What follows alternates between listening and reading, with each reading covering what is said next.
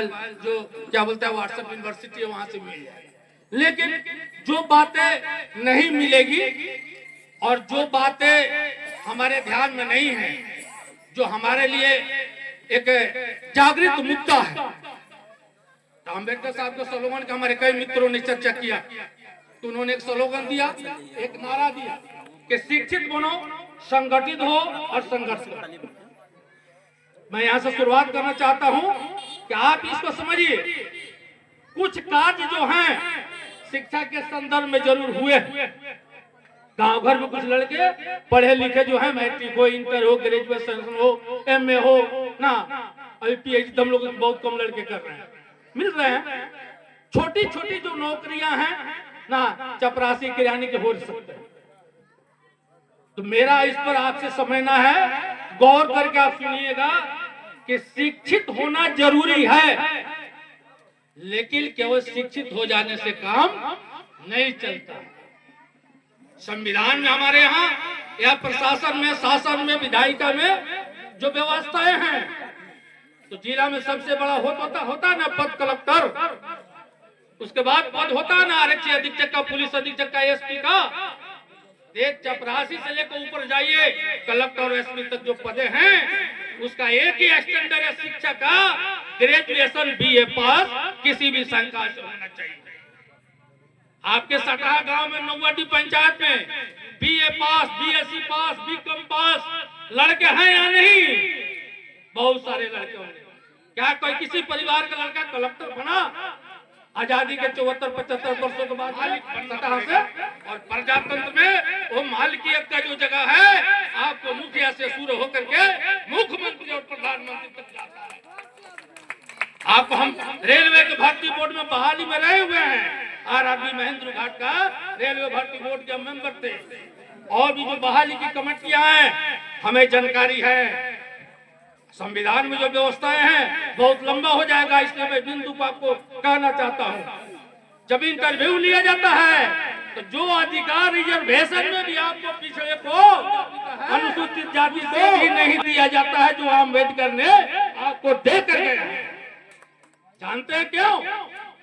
Interview में आपसे ऐसा सवाल पूछ दिया जाता है जो आउट ऑफ कोर्स हो, और जिसकी बहाली करनी है, जो बड़े वर्ग के लोग उसमें बैठे हुए हैं, उस जिसकी बहाली करनी है उससे पूछते पिताजी का क्या नाम है, कहाँ घर है, कहाँ तक पढ़े हो, किस विषय से पढ़े हो। और आपकी जो रिजर्व सीटें हैं, अम्बेडकर ने जो लिख कर दिया था, जैसा है ना, उदाहरण की आपको मिसाल के लिए बताना चाहता हूँ। अनुसूचित जाति का 15% रिजर्वेशन है ना जी, अनुसूचित जनजाति के साथ 7% है ना, 22.5 होता है। बहुत सारे जगहों पर 100 में आपका 22.5 किया गया है फिक्स से, जड़ेर के आपको 22.5 हिस्सा मिलेगा, वो भी नहीं मिलता है।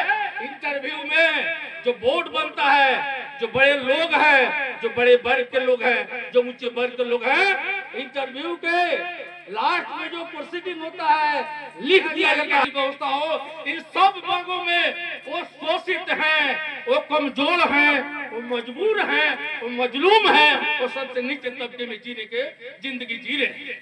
लेकिन उन्होंने कहा, कोई बौद्ध धर्म की चर्चा कर रहा था, तस्वीरें भी बुद्ध की लगी हुई है ना, वो भी एक बहुत विस्तार की बातें हो जाएगी, मैं गहराई में जाना नहीं चाहता क्योंकि उसका समय नहीं है। डॉक्टर अम्बेडकर ने हिंदू धर्म को त्याग करके बौद्ध धर्म स्वीकार किया। क्यों? मैं खास करके अपने अनुसूचित जाति के जो भाई लोग हैं उनसे कहना चाहता हूँ, केवल पीला वस्त्र पहनने से भिक्षुक बन जाने के लिए नहीं कहा था। अम्बेडकर का एक किताब है ना, सामाजिक दर्शन, सोशल फिलॉसफी, पेज नंबर 5 पढ़िए आप। पेज नंबर 5 में लिखा है डॉक्टर अम्बेडकर ने, जब बौद्ध धर्म हमें जो अपनाना है, इतने सारे हिंदू धर्म में मेरे ऊपर जुल्म हुए, बावजूद मैं नास्तिक नहीं हूँ, मैं आस्तिक हूँ।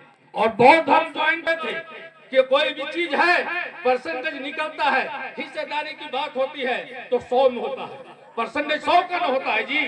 तो 100 में हमारे लोग कह रहे थे आबादी की जो बातें हैं, आपका आबादी 85% है, आपको तमाम जो जगह है, राष्ट्रपति सचिवालय है, प्रधानमंत्री सचिवालय है, आईएएस है, आईपीएस है, या अन्य जगह है, आपका 85% लोग को होना चाहिए। लेकिन आप गिनती कर लीजिए, जो आपको दे दिया गया वो भी नहीं। कल हमारी बात हो रही थी परसों ये सूरजराम जी से, और फिर क्या शंभू जी भी बोल रहे थे कि कुछ लोग से हमारी बात हुई, तो जो पिछड़े वर्ग के लोग हैं, और खास जाति का मैं नाम लेना नहीं चाहता, तो बोल रहे थे कि क्या बोलता है अम्बेडकर साहब, तो फिर क्या बोलता है वो अनुसूचित जाति के लोगों के नेता थे।